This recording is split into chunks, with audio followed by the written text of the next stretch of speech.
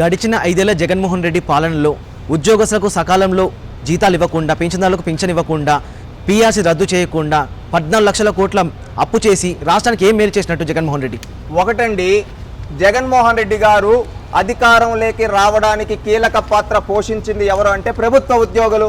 గతంలో వీళ్ళకి చంద్రబాబు నాయుడు గారు 43% పైగా ఫిట్మెంట్ ఇచ్చాడు, పీఆర్సీలు ఇచ్చాడు, అంతా వాళ్ళ జీతాలు పెంచాడు. ఎప్పటికప్పుడు వాళ్ళకు అండగా భరోసాగా చంద్రబాబు నాయుడు గారు నిలబడ్డారు. అదే ఏంటంటే చంద్రబాబు నాయుడు గారు ఏ టైప్ అంటే అండి, ఆయన ఒకటే చెప్తాడు, మీరు అవినీతి చేయొద్దండి, పని చేయండి, రాష్ట్రం కోసం పని చేయండి. ఎందుకంటే మీరు పని చేస్తే నాకేదో రాదు, మనం జీతాలు తీసుకునేది మీరు కావచ్చు, నేను కావచ్చు, ఎవరైనా కానీ ప్రజలు పన్నులు కట్టడం వల్ల దాన్ని మనం జీతాలుగా తీసుకుంటున్నాం. మనం వాళ్ళకి పని చేయాల్సిన బాధ్యత. మనం ప్రతిరోజు రాష్ట్రం క్లిష్ట పరిస్థితిలో ఉంది, 1 గంట ఎక్కువ పని చేయండి అని చెప్పారు. అది కొంతమంది అధికారులు ఏం తీసుకున్నారంటే, ఏంట్రా ఈయన ప్రెషర్ పెడుతున్నాడు, ఆయనకంటే కుటుంబం ఇవి ఆలోచించడం, మాకు ఫ్యామిలీ ఉన్నాయి కదా, ఈయనేంది రాత్రి 10 గంటల వరకు మాతో పని చేపిస్తాడు, మేము పని చేయము, అందుకే మేము జగన్ కొట్టేస్తామని జగన్కి గుద్దారు. 1కి 2 ఓట్లు గుద్దారు ప్రభుత్వ ఉద్యోగులు. లాస్ట్కి ఏం చేశాడు తెలుసా జగన్మోహన్ రెడ్డి? చిప్పబెట్టాడు వాళ్ళ చేతుల్లో.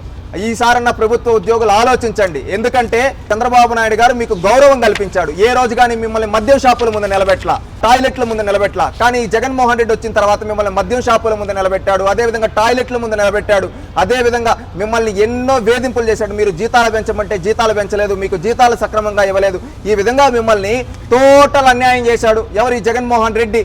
అందుకని ఆలోచించండి. చంద్రబాబు నాయుడు గారు వస్తే మీకు గౌరవం కల్పిస్తారు, జీతాలు పెంచుతారు, మీకు సక్రమంగా జీతాలు ఇస్తారు. అదేవిధంగా ఆయన ఏంటంటే పని చేయమంటాడు. ఎందుకోసం పని చేయమంటాడు తెలుసా? మనందరం బాధ్యతగా పని చేస్తే మన రాష్ట్రం అభివృద్ధి చెందుతుందని. పని చేయడం తప్పు లేదు, కానీ తప్పు చేయడం తప్పు. అందుకని చంద్రబాబు నాయుడు గారు మన చేత ఏ రోజు తప్పు చేయించలేదు, మంచే చేయించాడు. 10 మందికి మన సేవలు అందించే విధంగా చేశాడు. అలాంటి గౌరవం కల్పించే వ్యక్తికి మనం ఓటేద్దాం. ఎందుకంటే మీకు ఎన్నో హామీలు ఇచ్చాడు కదన్నా జగనన్న. ఏమని ఇచ్చాడు?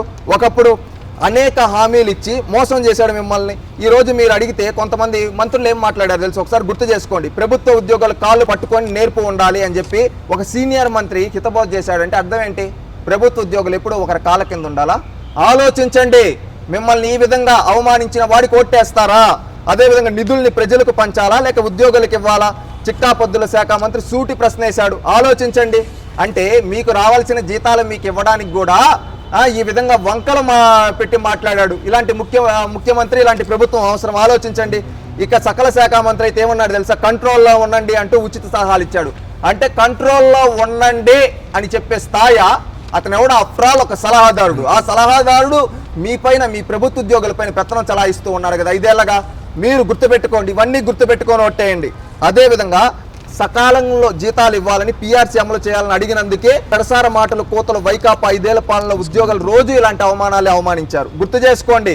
ఇంకొకటి, మీరు ర్యాలీలు నిర్వహిస్తే మీకు ఇవి చేస్తాం అవి చేస్తాం అని చెప్పి మిమ్మల్ని బెదిరించారు, ఉద్యోగాల నుంచి తీసేస్తామని. ఈ విధంగా మిమ్మల్ని ఇన్ని విధాలుగా అవమానించిన జగన్మోహన్ రెడ్డికి మీరు ఓటేస్తారా? ఆలోచించండి. చంద్రబాబు నాయుడు గారు వస్తే మీకు సకాలంలో జీతాలు వస్తాయి, సకాలంలో పీఆర్సీలు వస్తాయి, అదేవిధంగా మీ బెనిఫిట్స్ వస్తాయి, అదేవిధంగా మీ పిల్లల భవిష్యత్తు బాగుంటుంది, రాష్ట్ర భవిష్యత్తు బాగుంటుంది. అదే జగన్మోహన్ రెడ్డి వస్తే మీ ఆస్తులపైన కన్నేసి మీ ఆస్తులను కూడా కాజేస్తాడు. ఆలోచించండి. ఆలోచించి ఓటేయండి రాష్ట్రం కోసం. ఈ రోజు మనకు పంతాలు ముఖ్యం కాదు. చంద్రబాబు నాయుడు గారు లాంటి అనుభవజ్ఞుడు వస్తే రాష్ట్రం బాగుపడుతుంది, మన జీవితాలు బాగుపడతాయి. అందుకని కులం చూడకుండా, మతం చూడకుండా, ప్రాంతం చూడకుండా ఉద్యోగులారా మన రాష్ట్ర అభివృద్ధిలో భాగస్వామ్యం అవడానికి మీరందరూ తెలుగుదేశం పార్టీ కూటమికి ఓటేసి అఖండ మెజారిటీతో గెలిపిద్దాం. మన రాష్ట్రాన్ని అభివృద్ధి చేసుకుందాం, మన పిల్లల భవిష్యత్తును బంగారు బాటలు వేసుకుందాం. ఆలోచించండి ఉద్యోగులారా.